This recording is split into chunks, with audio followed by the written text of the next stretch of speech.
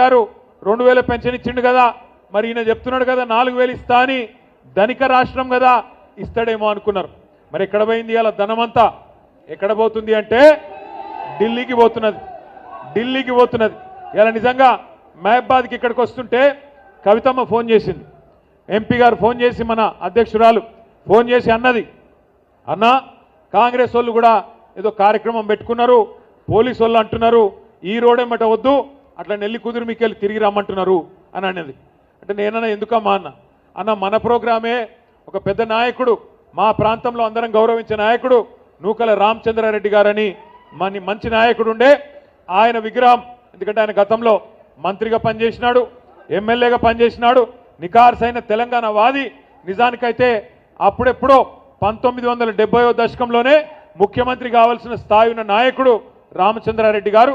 ఆయనను కాంగ్రెస్ ఎప్పుడో మర్చిపోయిందన్నా, కానీ మన నాయకుడు కేసీఆర్ గారు మహబూబాబాద్ను జిల్లా చేయడమే కాకుండా జిల్లా కలెక్టరేట్ పెట్టి ఆ జిల్లా కలెక్టరేట్ ప్రారంభోత్సవానికి వచ్చినప్పుడు అందరూ కాంగ్రెస్ వాళ్ళు మర్చిపోయిన రామచంద్రారెడ్డి గారి విగ్రహాన్ని పెట్టాలనే నిర్ణయం తీసుకున్నది మన నాయకుడు కేసీఆర్ గారు.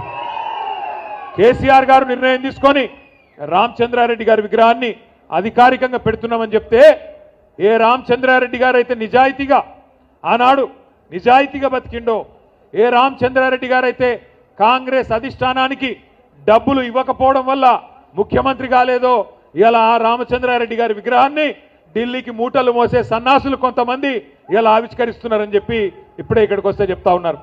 ఆలోచించండి, ఎక్కడ రామచంద్రారెడ్డి గారు, ఎక్కడ ఇక్కడ ఉన్న సన్నాసి రేవంత్ రెడ్డి, ఒక్కసారి ఆలోచించండి. ఆ మహానుభావుడు ఎప్పుడో ముఖ్యమంత్రి అవుతుండే, కానీ తెలంగాణ బిడ్డ కాబట్టి, రేషం ఉన్నోడు కాబట్టి, ఢిల్లీకి గులాం కాదు కాబట్టి ఆయన ముఖ్యమంత్రి కాలేకపోయిండు. కానీ ఇవాళ బ్యాగులు మోసేటోళ్ళు, సంచులు మోసేటోళ్ళు, చెప్పులు మోసేటోళ్ళు వీళ్ళే ఈ ఢిల్లీ గులాం గాళ్ళు ఇలా పెద్ద పెద్ద మాటలు మాట్లాడుతున్నారు. ఇవాళ వాళ్ళంట ఈ దుర్మార్గులు వచ్చి రామచంద్రారెడ్డి గారి విగ్రహాన్ని ఆవిష్కరిస్తుంటే, సురేందర్ రెడ్డి గారు మంచోడే, ఆయన అంటలేను నేను, సురేందర్ రెడ్డి మంచోడే, కానీ ఇక ఇంకో వేరే వాళ్ళు ఉన్నారు, వాళ్ళిద్దరు గసంటోళ్ళు ఆవిష్కరిస్తే తప్పకుండా ఆయన ఆత్మ కూడా శోభిస్తుంది, మంచి జరగదు. దయచేసి నేను మిమ్మల్ని అందరినీ కోరేది ఒకటే, ఆలోచించండి. మహబూబాబాద్కి కానీ తెలంగాణకు కానీ కేసీఆర్ గారు వచ్చిన తర్వాత ఏమేం జరిగిందో ఒకసారి ఆలోచించండి. తెలంగాణ రాష్ట్రం తెచ్చిన నాయకుడు, మీ ఆశీర్వాదంతో మీ దయతో 2 సార్లు ముఖ్యమంత్రిగా చేసిన నాయకుడు, 2 సార్లు ముఖ్యమంత్రిగా చేయడమే కాకుండా ఇవాళ ఇక్కడ గెలిచి కూర్చున్న మా సర్పంచులు, ఉప సర్పంచులు, ముఖ్యంగా గిరిజన బిడ్డలు, మా బంజారా బిడ్డలు, మీరు ఆలోచన చేయాలా. ఎప్పటి నుంచో ఉన్నది నినాదం, మా తాండాలో మా రాజ్యం ఉండాలని. మరి 3400 గిరిజన గూడాలు, తాండాలు, వాటన్నిటిని కూడా గ్రామ పంచాయతీలు చేసిన నాయకుడు ఎవరు? కేసీఆర్ గారు. వాళ్ళ గిరిజనుల ఆత్మగౌరవాన్ని పెంచి 6% రిజర్వేషన్లు 10% చేసింది ఎవరు? కేసీఆర్ గారు. అట్లాగే తాండాలను పంచాయతీలు చేసిండు.